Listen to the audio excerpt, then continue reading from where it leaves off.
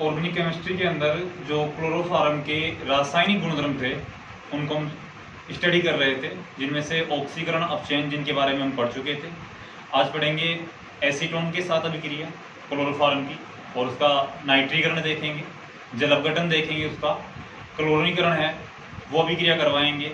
इस तरह से इसकी जो रासायनिक अभिक्रिया है और इसकी हाफमान ब्रोमाइड अभिक्रिया जिसे साइनाइड परीक्षण भी कहते हैं वो अभिक्रिया देखेंगे इसी लेसन के अंदर, ऑर्गेनिक के अंदर। देखो आगे सामने सबसे पहले अभिक्रिया करवा रहे हैं एसीटोन के साथ अभिक्रिया। एसीटोन के साथ अभिक्रिया किसकी करवा रहे हैं? क्लोरोफॉर्म की, क्योंकि हम रासायनिक गुणधर्म किसके पढ़ रहे हैं? क्लोरोफॉर्म के। तो क्लोरोफॉर्म का सूत्र क्या होता है? CHCl3। CHCl3 ये किसका सूत्र है? क्लोरोफॉर्म का। तो इस सूत्र को आप इस प्रकार से भी लिख सकते हो, HCCl3 ऐसे भी लिख सकते हो। रिएक्शन को आसान बनाने के लिए इस सूत्र को आप इस प्रकार से भी लिख सकते हो।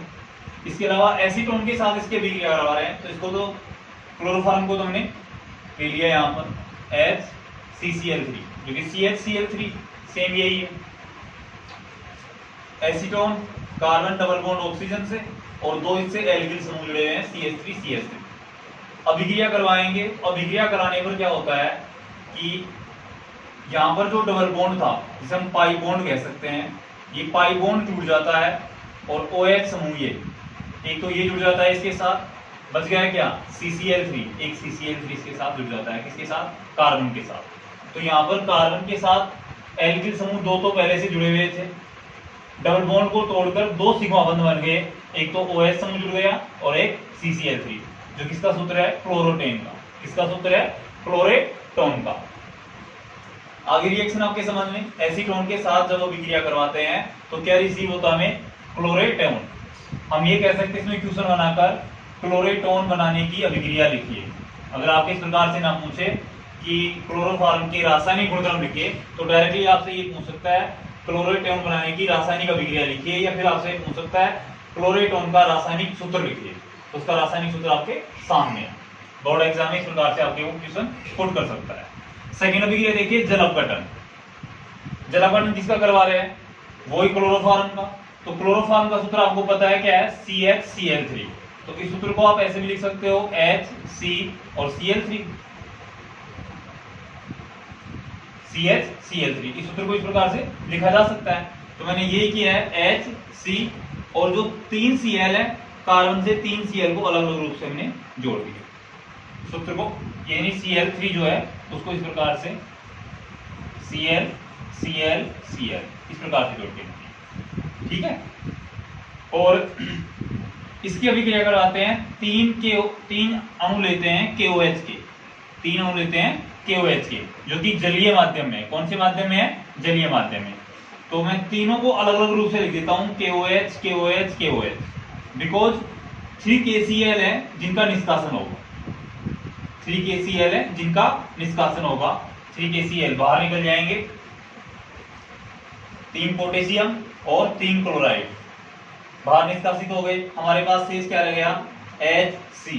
देखिए HC, कार्बन के साथ अब तीनों कौन जुड़ेंगे? OH OH OH, 3 OH जुड़ गए, OH OH OH। ये एक अस्थायी प्रोडक्ट है। क्या ये? अस्थायी प्रोडक्ट है। अपना स्थायित्व प्राप्त करने के लिए, अपने आप को स्टेबिलिटी देने के लिए निर्जलीकरण होगा इसका। क्या होगा? निर्जलीकरण। और निर्जलीकरण के अंतर्गत H2O का निष्कासन होगा।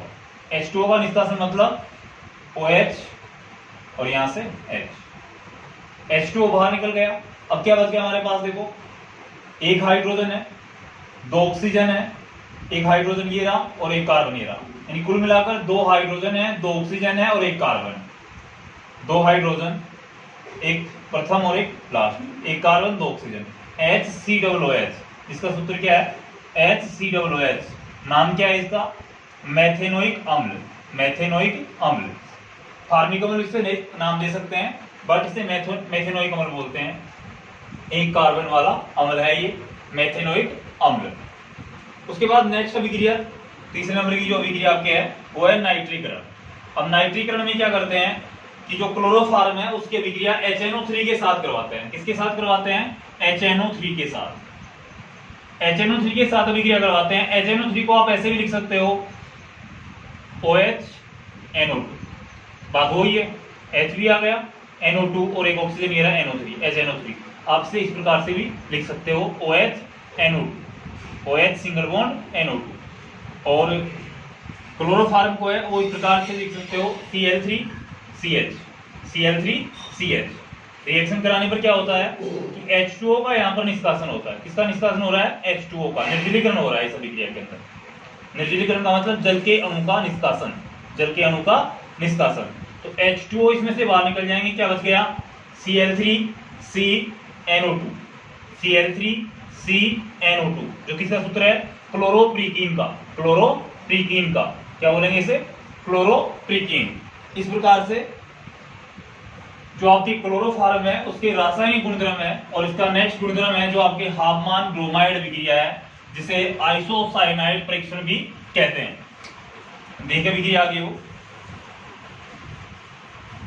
अभिक्रिया का नाम मैंने आपको क्या बताया? हाफमान ब्रोमाइड अभिक्रिया।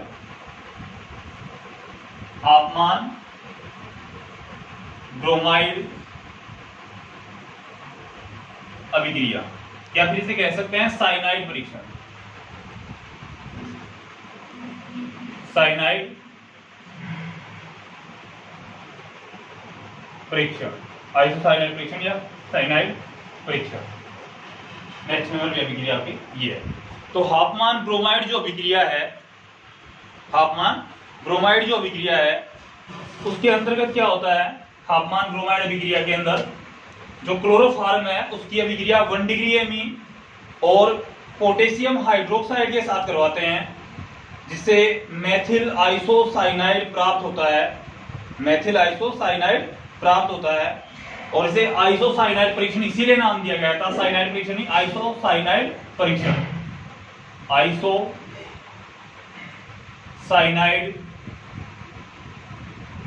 परीक्षण इसीलिए नाम दिया गया था। सबसे पहले CHCl3, इसके साथ अभिक्रिया करा रहे हैं 1 डिग्री एमीन के साथ। तो 1 डिग्री एमीन का सूत्र CH3NH2, और पोटेशियम हाइड्रोक्साइड के 3 अणु लेते हैं 3KOH और रिएक्शन करवाते हैं। तो जब इसकी रिएक्शन जब हम करवाते हैं कंप्लीटली, तो हमें उत्पाद के रूप में क्या प्राप्त होगा? मेथिल आइसोसाइनाइड, मेथिल आइसोसाइनाइड, यानी अभी कह सकते हैं CH3NC, CH3NC हमें प्राप्त हो रहा है, मेथिल आइसोसाइनाइड। अब बाहर क्या निकलेगा? देखो CH3NC तो हमें प्राप्त हो गया, अब बाहर क्या क्या निकल रहे हैं? एक तो बाहर निकलेगा प्लस H2O बाहर निकलेगा। पोटेशियम कितने हैं? 3 पोटेशियम है तो 3KCl। Cl कितने हैं? 3Cl है तो 3Cl बाहर निकल गए। उसके साथ H2O, हाइड्रोजन टोटल कितने हो रहे हैं यहाँ पर? एक हाइड्रोजन यहाँ पर है 3, 2 5 और एक 6, तो 3H2O, 3H2O।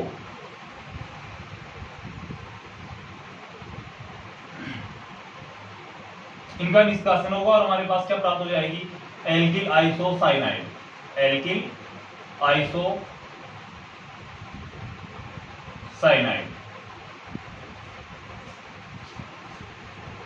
जिसे हाफमान ब्रोमाइड या हाफमान कार्बिलएमीन अभिक्रिया भी कहते हैं। हाफमान कार्बिलएमीन अभिक्रिया का नाम भी इसे दे सकते हैं, हाफमान कार्बिलएमीन अभिक्रिया भी इसे कह सकते हैं, या आइसोसाइनाइड परीक्षण भी इसे कह सकते हैं, अलग अलग नामों से इसे दे सकते हैं।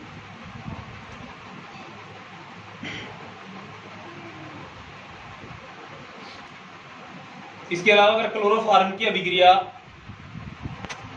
एरोमेटिक एमीन के साथ करवाते हैं, एरोमेटिक एमीन एक तरह से जैसे C6H5NH2 जो कि एलिफेटिक वलय के रूप में है, उसके साथ अभिक्रिया करवाएंगे तो फेनिल आइसोसाइनाइड का निर्माण होगा। किसका निर्माण होगा? फेनिल आइसोसाइनाइड का निर्माण होगा। अभिक्रिया करवा के देख लेते हैं।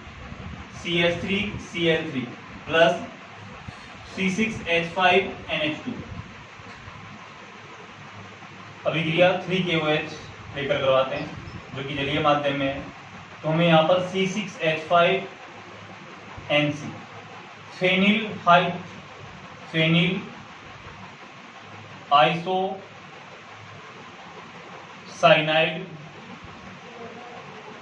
साइनाइड रिसीव होगा। इसके अलावा 3KCl प्लस 3H2, ये दोनों बाहर निष्कासित हो जाएंगे। मुख्य उत्पाद हमारे पास क्या प्राप्त हुआ? C6H5 सिंगल बॉन्ड NC का मतलब है आइसोसाइनाइड, NC का मतलब है आइसोसाइनाइड। C6H5 क्या है? फेनिल। C6H5 क्या है? फेनिल। NC क्या है? आइसोसाइनाइड। इस प्रकार से इस अभिक्रिया को पूरी हम क्या कह सकते हैं? हाफमान कार्बिल एमीन अभिक्रिया, हाफमान कार्बिल एमीन अभिक्रिया या आइसोसाइनाइड परीक्षण। इसके बाद अभिक्रिया देखते हैं हम आगे और इसके जो रासायनिक गुणधर्म है उन्हीं के अंदर सबसे पहले जो हाफमान कार्बिल एमीन अभिक्रिया हमने पढ़ी है, इस अभिक्रिया से प्राथमिक एमीन एवं क्लोरोफॉर्म का परीक्षण किया जा सकता है। अतः इसे आइसोसाइनाइड परीक्षण कहते हैं। इसे आइसोसाइनाइड परीक्षण नाम क्यों दिया गया? क्योंकि इससे परीक्षण किया जा सकता है उसका। उसकी क्रियाविधि दे रखी है जो आप सबने पहले भी पढ़ी है 11वीं क्लास में। इसके बाद मैं आपको पढ़ाऊंगा रायमंड टीमन अभिक्रिया, जिसे रायमंड टीमोन अभिक्रिया भी कह सकते हैं। Raymond Timon reaction, Raymond Timon अभिक्रिया। तो रायमंड टीमोन अभिक्रिया के अंतर्गत क्या होता है कि क्लोरोफॉर्म व फिनोल को एल्कोहलिक KOH के साथ गर्म किया जाता है और सैलिसैली हैलाइड प्राप्त होता है, जिसे हम क्या कहते हैं? रायमंड टीमन अभिक्रिया। तो सबसे पहले हम क्या लेंगे? फिनोल लेंगे, उसे क्लोरोफॉर्म और KOH के साथ हम गर्म करेंगे। देखिए फिनोल का सूत्र क्या होता है?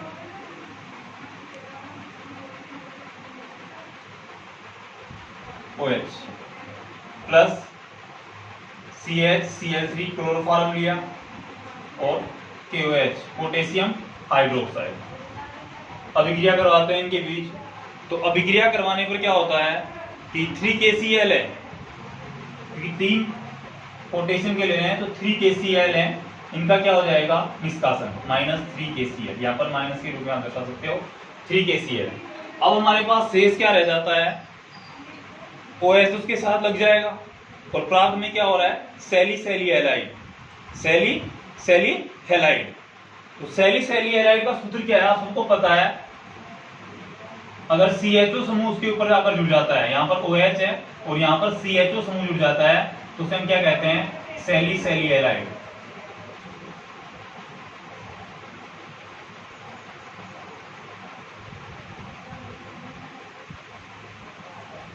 अब बाहर निष्कासित क्या हो रहे हैं? आप सबको पता है 3KCl बाहर निष्कासित हो रहे हैं, 3KCl बाहर निष्कासित हो रहे हैं।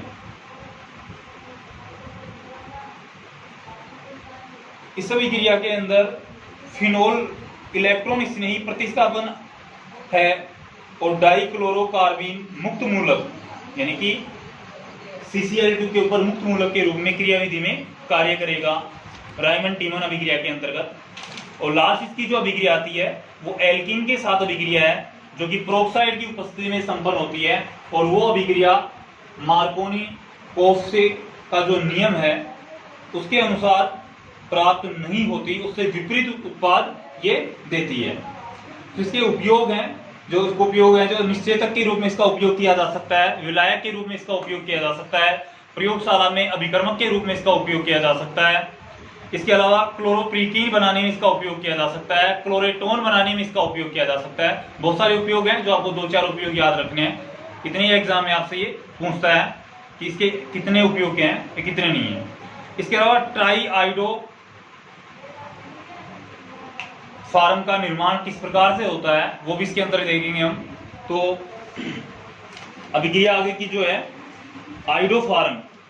आइडोफार्म पीले रंग का होता है। सबसे पहली बात आपको याद रखनी है, आइडोफार्म के गुणधर्म यदि आपसे पूछता है तो आपको बताना है कि आइडोफार्म है वो पीले रंग का होता है। यह जल में अविलय होता है, लेकिन अल्कोहल, ईथर, एसीटोन आदि के अंदर यानी कार्बनिक विलायक जो होते हैं उनके अंदर ये विलय होता है। इसकी कुछ रिएक्शंस देखते हैं हम। देखिए आगे, सबसे पहले इसके रासायनिक गुणधर्म।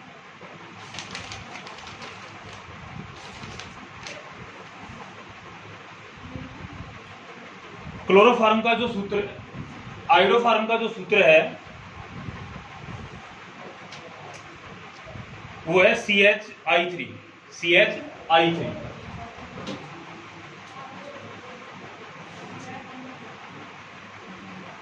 CHI3 इसका अपचयन करवाते हैं पहले CHI3 का, आयोडोफॉर्म CHI3। अपचयन करवाने पर हमें क्या प्राप्त होगा? CH2I2, CH2I2 प्लस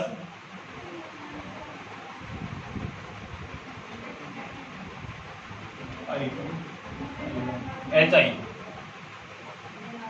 HI का क्या हो जाएगा? निष्कासन हो जाएगा। सबसे पहले हमने इसका अपचयन करवाया और अपचयन करवाने के बाद हमें ये प्राप्त हुआ। अब इसका जलीय माध्यम में KOH के साथ क्या करवाते हैं? अपघटन करवाते हैं, तो वही हमें अस्थायी उत्पाद प्राप्त होगा पहले, और उसके बाद स्थायित्व प्राप्त करने के लिए निर्जलीकरण होगा और फार्मिक अम्ल या जिसे हम एसीटोन मेथेनोइक अम्ल कह सकते हैं, उसका निर्माण होगा। यानी मैं इसके सूत्र को भी इस रूप में लिख सकता हूं, CHI